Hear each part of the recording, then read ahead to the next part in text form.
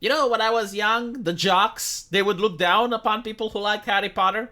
I lived in Romania. Maybe in your country it was different, but here you could actually get bullied especially if you LARPed as Harry Potter. Like, if you flicked your wand and you swished and flick and Wingardium Leviosa, oh my god.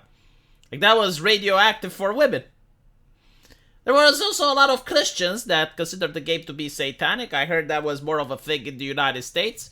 And, overwhelmingly, people were bullied for liking this, but now people get fired for liking this, as we saw in the previous video. And what's more interesting is the amount of people that have an irrational level of hate for anything that has to do with Harry Potter. Like, here we have a VTuber, and I'm not going to make them famous, because I'm not even interested in that. Vampire, Sheep, Tomboy, She, They, Sapphire. Oh my god, look at this. It's like, when Star Wars starts? And it's got like all the credits going, and they're going, and they're going, and there's mucho texto.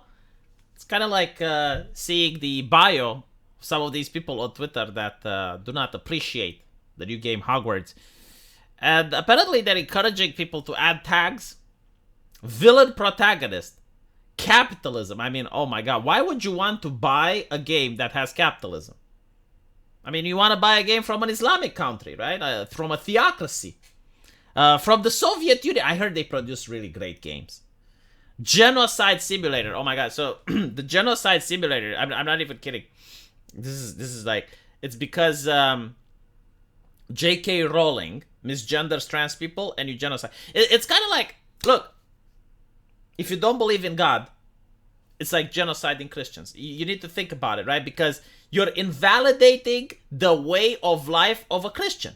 Because Christians believe in Jesus, and because of that, they live their life in a certain way, right? They are fasting. They do not have sex before marriage. And if you tell them that God is a tree, you're invalidating their way of life. You're erasing Christianity. And I think it was a lawyer from ADL or ACLU, I forgot which, that actually accused J.K. Rowling of genociding trans people because she does not believe that men can have uteruses. So by that logic, we just apply it to somewhere else, and all of a sudden it looks ridiculous. Because it is ridiculous. I mean, look, the Russians, just by misgendering soldiers, are not going to lower the transgenderism in the ranks of the Ukrainian army. Is what I think, but apparently not so much.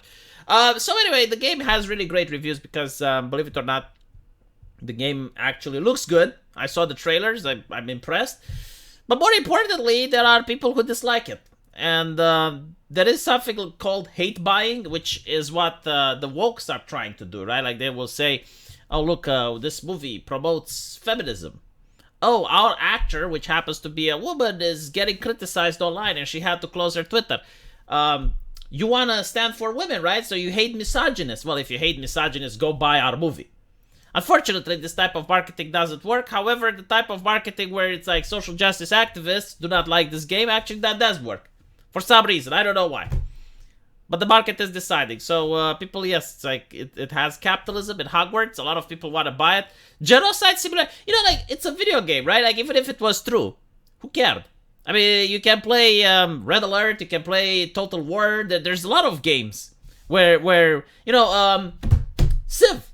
Like, Civ is a potential genocide simulator, but it's a video game. Like, the violence isn't real, who cares? Villain protagonist. Some of the best games have villain protagonists. I mean, Wrath of the Lich King. Yeah. But like, they're thinking they're doing something smart. Okay. Let me know what you guys think. And as usual, I will see you in the comment section. Take care.